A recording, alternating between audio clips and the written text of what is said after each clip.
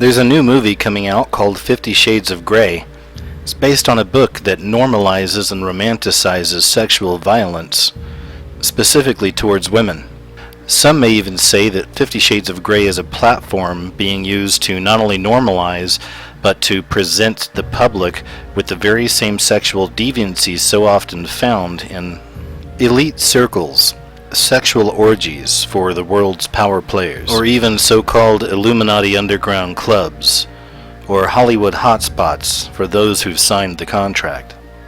The main female character in 50 Shades of Grey is a childlike young woman lacking self-confidence and capability. She eventually becomes the target of a powerful and intimidating older man who puts her under a contract to serve in sexual, quote-unquote, submission. The implications of such a relationship, abuse of power, female inequality, coercion, and sexual violence, it glamorizes and legitimizes violence against women. The popularity of 50 Shades of Grey among women sends a message to men that this is what women really want.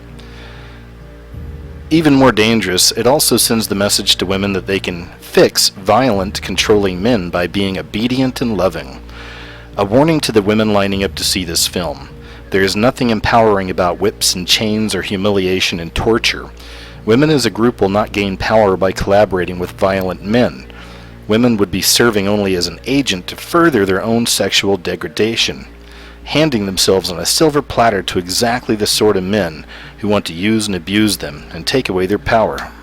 In a voiceover during the trailer, Christian Grey warns Anna, who is the main female character.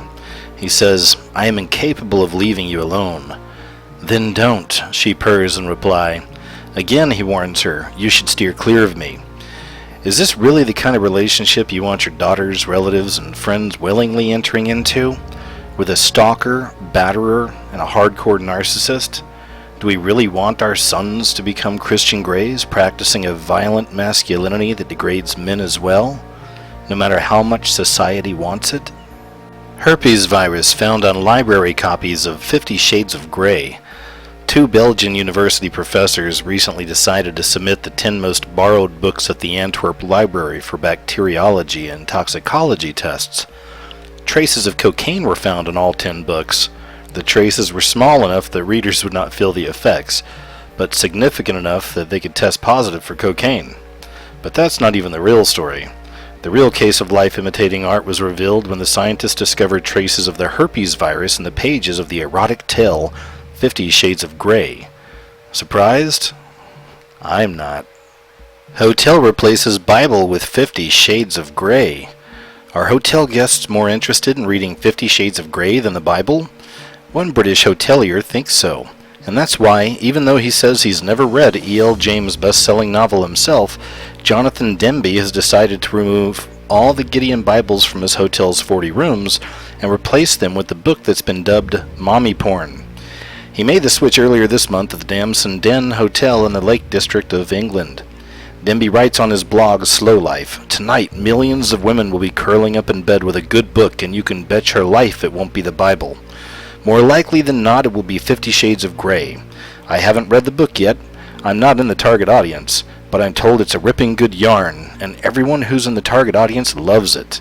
This made me wonder about the sense of providing a book, the Gideon Bible, which no one reads, and many dislike, in the bedside cabinet of our hotel bedrooms, instead of a book which everyone wants to read, such as 50 Shades of Grey. Totally makes sense, right?"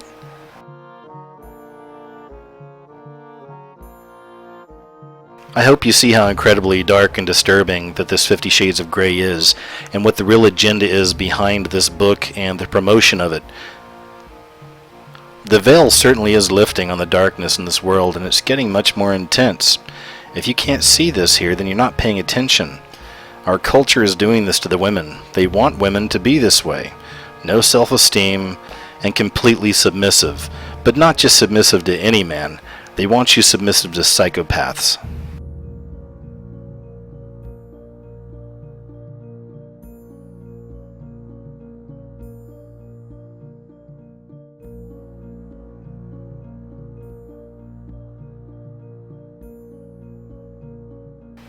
Hey, thanks for watching.